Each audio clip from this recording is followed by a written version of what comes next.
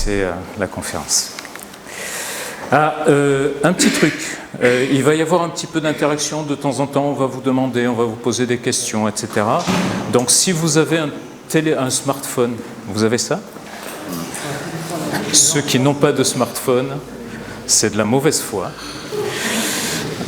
Donc vous avez un petit code qui va permettre normalement d'interagir, de répondre, etc. Et même de poser des questions, je crois. Alors on n'a pas tout testé. On verra si ça marche bien, si ça ne marche pas, on ira vite sur ces parties-là. L'agenda. Alors vous avez vu, accueil et participants, petit déjeuner, ça c'est fait. On va commencer par une petite conférence d'introduction et en reprenant un peu les évolutions de nos applications. Alors, il peut y avoir dans cette conférence quelques pages de pub qui se soient insérées subrepticement, mais on va surtout se focaliser sur le contenu, d'accord ? Ensuite, Étienne et Pierre vont nous parler d'une supply chain bio, croustillante et pleine de saveur. Si ça ne met pas un appétit pour le reste de la conférence. Ensuite, Thomas et Tanguy, et peut-être Eric, je ne sais pas, vont nous parler de autopilote, une notion de dimensionnement assisté ou automatique de buffer des DMRP. Bon, on va voir un petit peu ça. Thierry, qui nous rejoindra en cours de matinée, va nous parler... Donc, on a invité aussi quelques partenaires qui vont nous ouvrir des chakras à d'autres perspectives et à d'autres choses. Et Thierry fait partie de ces partenaires, donc il va nous expliquer ce que fait l'association Supply Chain Plus et nous parler notamment d'un référentiel de bonnes pratiques.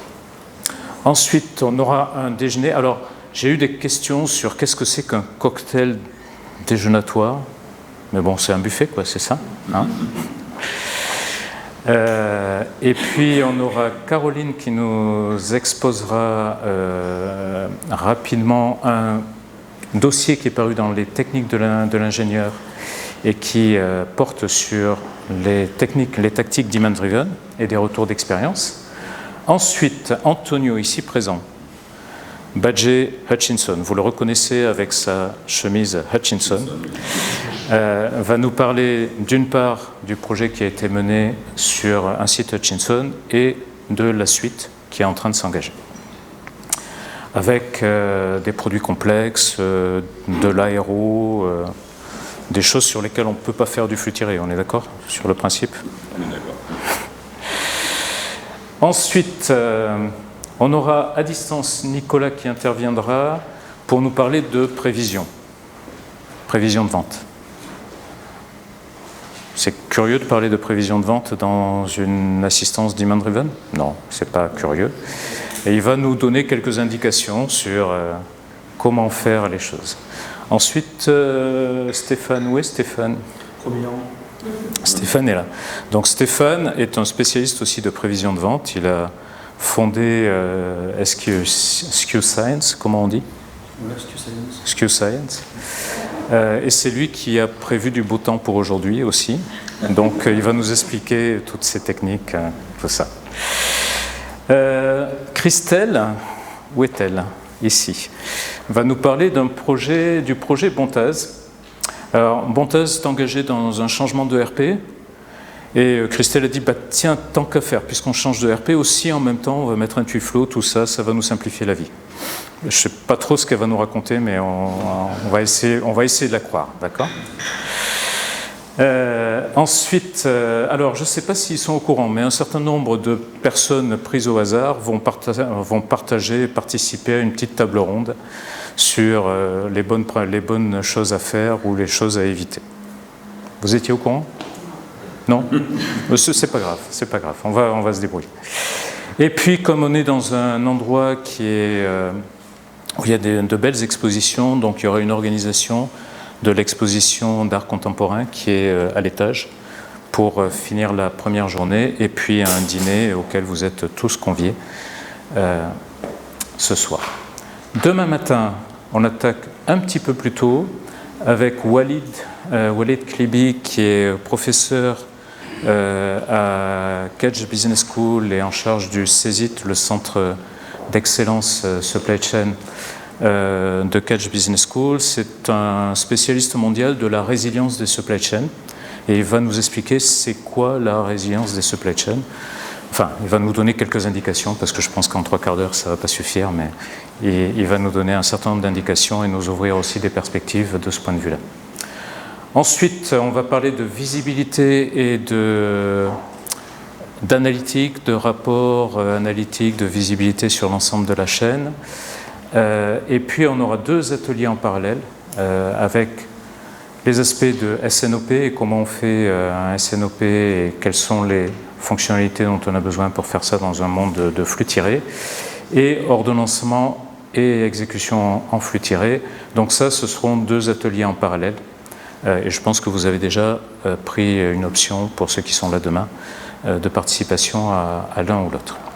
Nous avons un sujet supplémentaire qui s'est inséré à 12h à midi demain. Une intervention d'Élie Saint-Charles de la DMAE, Direction de la maintenance aéronautique, qui va nous expliquer quelles sont les problématiques spécifiques de planification et de gestion de stock propres à la maintenance des aéronefs gouvernementaux. Un déjeuner. Ensuite, nous aurons Aptiv. Ayat sera à distance et Cécile, qui est là, nous partagera aussi les éléments de ce projet. C'est la mise en œuvre d'un hub d'approvisionnement au Maroc entre différentes usines et un système de répartition par priorité relative, donc avec des logiques de distribution qui vont intéresser certains participants, notamment certains qui ne sont pas encore arrivés ce matin, mais qui devraient nous rejoindre bientôt. Amine va nous parler de copilotes digitaux, c'est ça? Ouais. On ne sait pas trop non plus ce que c'est, mais on va découvrir ensemble. Et puis nous aurons une conférence de clôture avec la présentation notamment des futurs développements et de la feuille de route. C'est dense, donc on va essayer de respecter le timing et de faire en sorte que ce soit intéressant pour tous, et surtout, n'hésitez pas. Alors, est-ce que sur Slido, vous avez la possibilité de poser des questions, là, déjà, ou pas? Oui. Non? Vous avez vu ou pas? Je n'ai pas testé. Non? Si, type your question. Ouais, donc, en fait, à n'importe quel moment, vous pouvez poser des questions, et puis on les reprendra à certains moments dans la conférence pour pouvoir en tirer parti.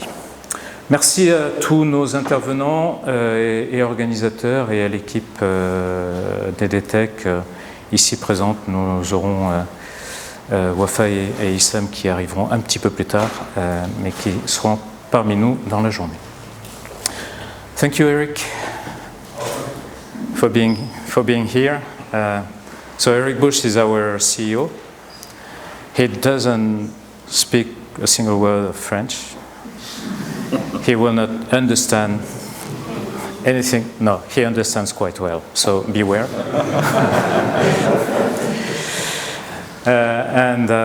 It's a good time if you are a user and you would love to have a particular feature. Just. You're welcome. All right. Juste un petit retour sur l'historique. Donc, Demand Driven Technologies a été créé en 2011 et c'était la première. Alors, les premières versions de Replenishment Plus et de DBR Plus à l'époque avaient été développées au sein d'un cabinet de conseil au milieu des années 2000. Et en 2011, donc, Demand Driven Technologies a été créé pour développer et commercialiser Replenishment Plus à l'époque, qui était vraiment la première solution des DMRP. En fait, 2011, c'est au moment où le premier livre qui évoquait des DMRP était publié. Depuis, il y a plein d'autres solutions, donc ça veut dire que l'idée et les principes qui étaient à la base de Replenishment Plus ont été largement adoptées. Il y a aujourd'hui plein de solutions sur le marché pour faire du DDMRP. Donc c'est une reconnaissance quelque part, et de temps en temps, quand on est en concurrence sur certains projets avec SAP, c'est toujours un petit plaisir quand même. Ceci étant, notre ambition et notre volonté aujourd'hui, c'est d'aller au-delà de purement le DDMRP tel qu'on a pu le pratiquer, et de réellement proposer, faire évoluer la suite de solutions de manière à ce que ce soit une suite complète qui est dédiée à l'agilité, la résilience et aussi la simplicité de pilotage des supply chains. Et vous verrez dans les différentes présentations que la solution qui au départ était une solution purement de réapprovisionnement de stock est devenue beaucoup plus riche avec un module de gestion de la demande dont on parlera cet après-midi, avec des fonctionnalités de plan industriel et commercial, de SNOP, avec toujours bien entendu des fonctionnalités de DDMRP qui évoluent au fil du temps. L'ordonnancement et l'exécution, donc on va jusqu'au pilotage de l'atelier, pilotage de file d'attente, priorité dans l'atelier, et à la limite de l'industrie 4.0, et une plateforme de visibilité, de business intelligence qui vient couvrir tout ça. Donc l'ambition qu'on a, c'est vraiment d'aller au-delà de ce qu'était au départ le DDMRP. Alors pourquoi est-ce qu'on fait ça et pourquoi est-ce qu'il y a besoin de nouveaux outils? Would you like to comment this one, Eric? It's yours. Well, this is my frustration. Over the past 25 years, U.S. manufacturers have not improved inventory turnover rates. How can that be after so many companies spend so much money on new ERP systems and things like that? And the fundamental issue is that those softwares all use the rules of the past, from the 70s and so on. And it feels to me that this software industry has let the customer down. Right? We should have had better innovations by now. And so this is our mission, is to make this chart move in the correct direction.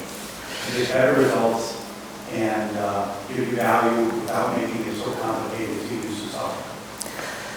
C'était clair pour tout le monde ou pas? Donc il faut qu'on contribue à faire évoluer la performance des entreprises en appliquant de meilleures règles et en ayant des solutions logicielles qui ne soient pas... tiens, il y a même un petit peu d'erreur déjà dans les slides, c'est moi qui les ai tapés. Donc simplifier ne prend pas autant de i que ça. Vous pouvez simplifier l'orthographe, mais là vous devez pouvoir interagir normalement. Vous avez un truc là qui... Ouais, ok.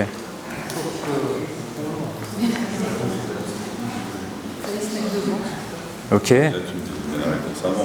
Ok, c'était facile, c'était un peu téléphoné aussi comme question. Hein. Ok.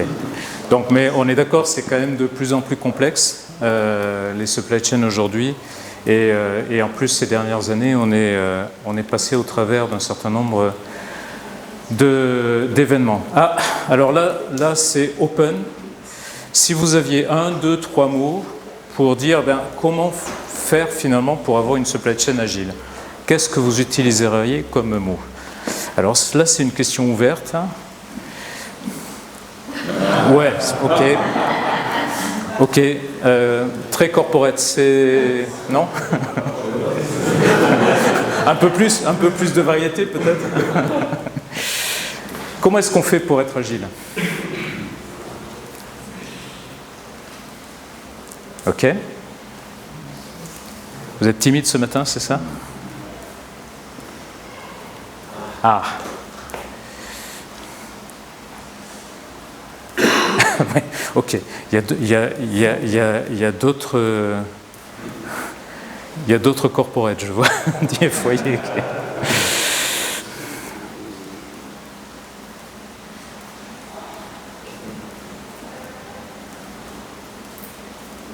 Ok.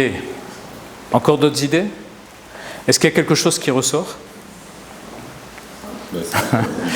Ok. On a besoin de simplicité. Longtemps, l'industrie du logiciel a essayé de finalement de répondre à une complexité par des systèmes complexes. Et si vous avez des systèmes complexes, ça va être difficile de prendre des décisions rapidement, d'avoir des gens qui font confiance dans le système, etc. Donc il y a un enjeu de simplicité et de rapidité, bien entendu. Ok, merci. Merci. Je ne m'attendais pas au résultat, c'est très bien. Merci. Les prévisions de vente. Vous avez le choix, vous avez plusieurs...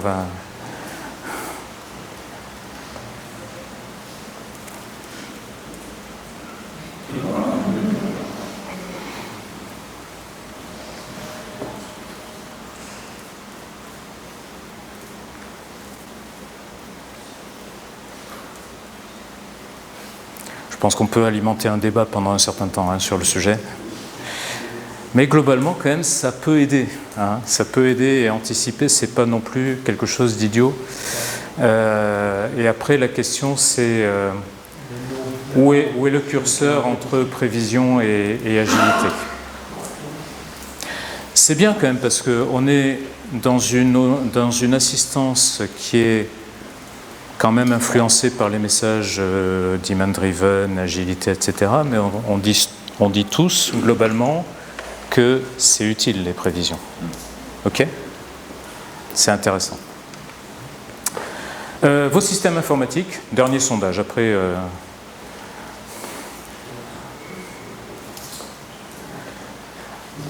réponse 4. Non.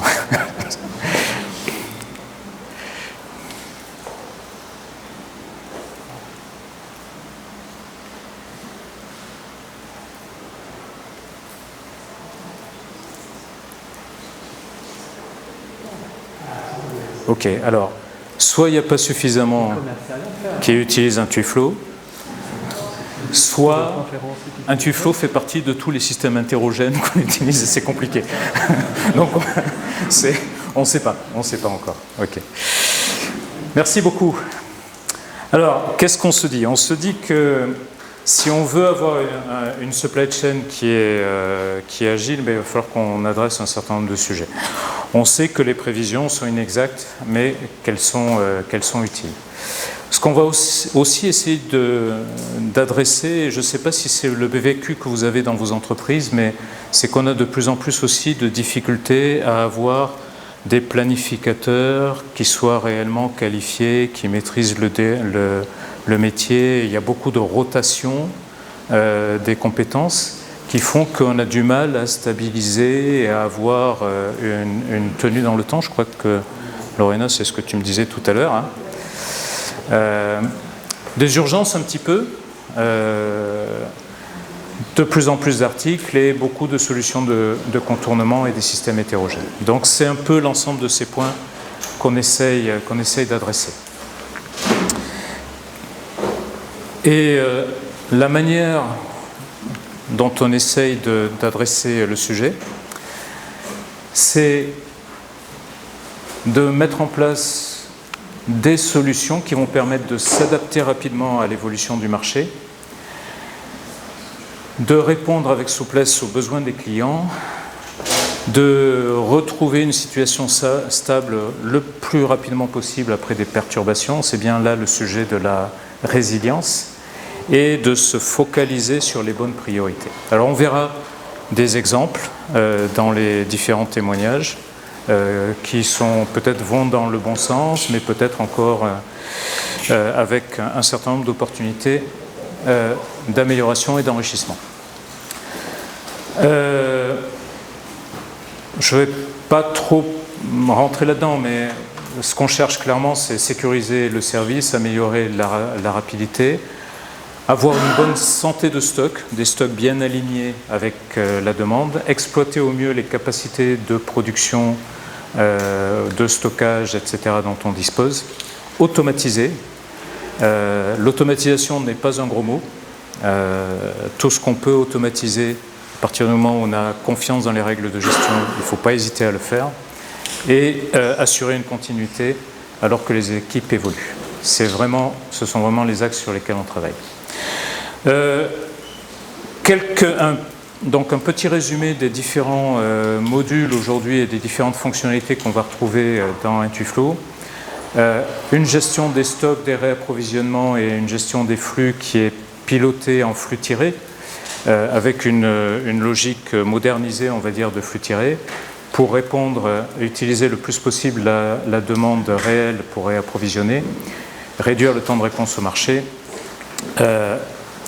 et traiter les fluctuations de demande au travers de découplage.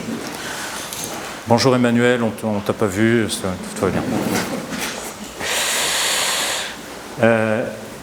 Deuxième fonctionnalité, ça va être ordonnancement et exécution pour vraiment piloter nos opérations dans l'atelier au plus près possible de la demande réelle et s'assurer que nos capacités sont alignées sur la demande réelle, avec un remplacement progressif des logiques de flux tirés qui étaient au départ sur des logiques de tableaux et de cartes par des systèmes digitaux.